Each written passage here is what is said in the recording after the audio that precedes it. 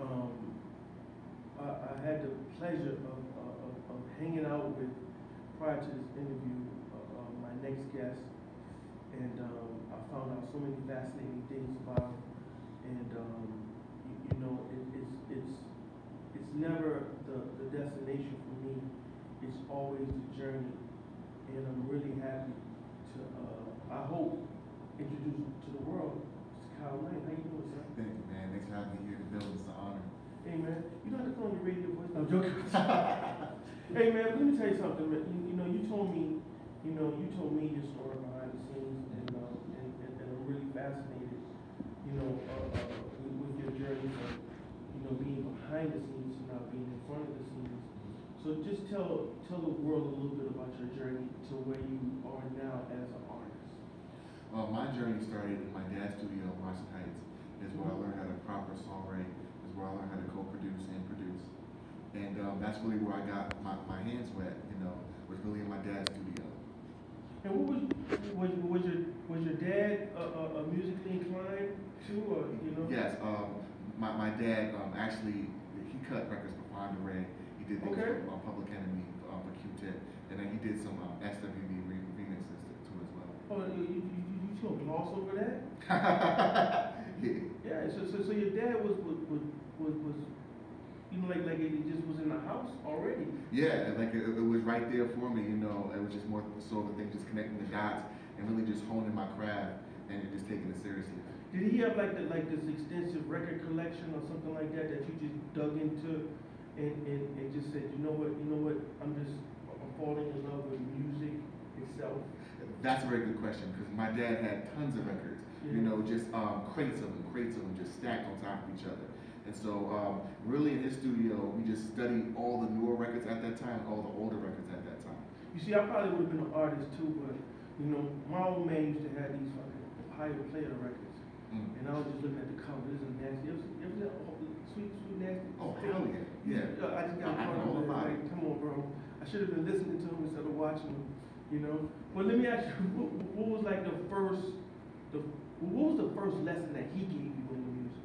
Dad. The first lesson that my dad gave me was really how to keep timing and proper diction. What do you mean by that? Proper diction? Proper diction in terms of how to pronounce your words. Like instead of saying capital, say apple, to pronounce your words with proper diction. Interesting. Because you know what? I can hear some of that in you say your dad worked with artists like Public Enemy. You work with a Tribe too, right? Yeah, he also worked with Fonda Ray too as well. Fonda Ray. I'm trying to get the Fonda Ray song in my head, but like one of the things that I loved about Public Enemy and the Tribe and those type of people, because I'm more of a hip hop baby than anything, was actually the enunciation and the clarity that I could hear in those type of records. And I could see your dad's influence. Yeah. Like when you hear Chuck D, you know every word that Chuck is saying. That's right. Yeah.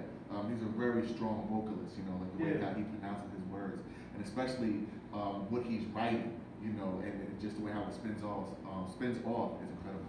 How was it growing up in Washington Heights? It was great, man. A lot of beautiful women, beautiful scenes, and a lot of good food. Yeah. And your background is? My background is a lyricist. I'm talking about ethnic. New York City is a melting pot. African American. Straight? Mm-hmm. Straight black. Okay. Yeah. I know why you say that because Washington Heights. American. My dad actually got remarried in the Heights. Okay. Yeah. He got remarried in the Heights. Right. Okay. Yeah. Okay. That's enough. Yeah. So yeah, man. So let's just move on to the journey of being a producer. Producing. Yeah. How you gain that love of the craft first? Was really just diving head first and learning the studio gear in terms of like an SP1200 sampling gear, in terms of the Proteus things, patch bay cables, XLR cables, knowing how to set up a microphone. Man, you sound like a friend of mine. Yeah. I'm here, man. I'm here. You talking fucking Chinese, bro. What you talking? Yeah, really digging in head first, like knowing how to set up a microphone and really knowing how to lay down a proper recording. Yeah, yeah. And like who were the first, like you said, lay down a proper recording and learning the instrumentations of it. But when did you convert into like saying, you know what, I'm gonna actually start making beats? And was it sampling or you making original beats? Now, that's a good question. That happened from like really, because I started at like I was 7 years old. But I know, but there was so much stuff to learn, you know. And so what happened was I just really just wrote as many songs as I can, and then my mid-20s is where I took it seriously. Mm-hmm. Mm-hmm. So what were you as a producer? Were you more of a sampler, or were you more? Because you know, I guess it may even depend on the time that you started as a producer. Because you know, like there's periods in hip hop where sampling was really big, and now we, you know, kind of like moved into the instrumentation phase of it. Who were you? Definitely for me it was more so acoustic and percussion, you know, and really using, when I first started, it wasn't so much sampling for me, but I know where you're coming from with that. It was more so instrumentation, you know, and having live drums. So you got people to play live? Yes, sir. Yeah, wow. Yeah. Because my pops plays bass and he also plays drums, you know, and so that's really what set it off. And he taught me how to just play basic piano chords and things like that. Okay, so you play bass? Piano, and then I know a lot of studio. You play piano? Yeah. Wow. Yeah. Wow. And it's not that fake Dr. Dre. No, I know some serious chords, but then I know the studio software very well. Like I use Logic. Good. Another, you still talking over my head again. But when it came down to you know, making that transition, because I know a lot of guys who are producers like we just interviewed like Hit Boy, nice. and he was like he became a producer out of necessity. Yeah. Could we give a shout out to Hit Boy though? Yeah. Because really, shout out to Hit Boy, man, on Nas's last album. Yeah. King's Disease 3. Yeah. Dope. Which is like 30 is my favorite song. Yeah. Oh, you like that? I love what's it called? Hood to Hood. Is what I really like Hood to Hood. I mean, that shit that's hard. Yeah. Well, he was just saying how like out of necessity, a lot of artists, a lot of producers, a lot of artists become producers. You know what I'm saying? Because if you remember, like even like with Hip Boy, when he was on Audio Push, and he did like Grinding My Whole Life and those records. Yeah. It was like he became a producer out of necessity. Yeah. So, you know, as an artist, who would you trust with your production when you know production? Who would I trust with? You know what I'm saying? Like I'm saying, like who would a producer trust with his production? Yeah. You know what I mean? I follow you. Yeah. So do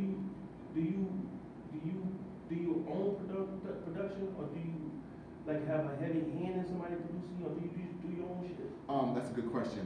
A mixture of the both. I have a heavy hand in my own production. Now there's tracks that I have cut by myself, but then there's also tracks too that I have co-produced, along with my father and other engineers.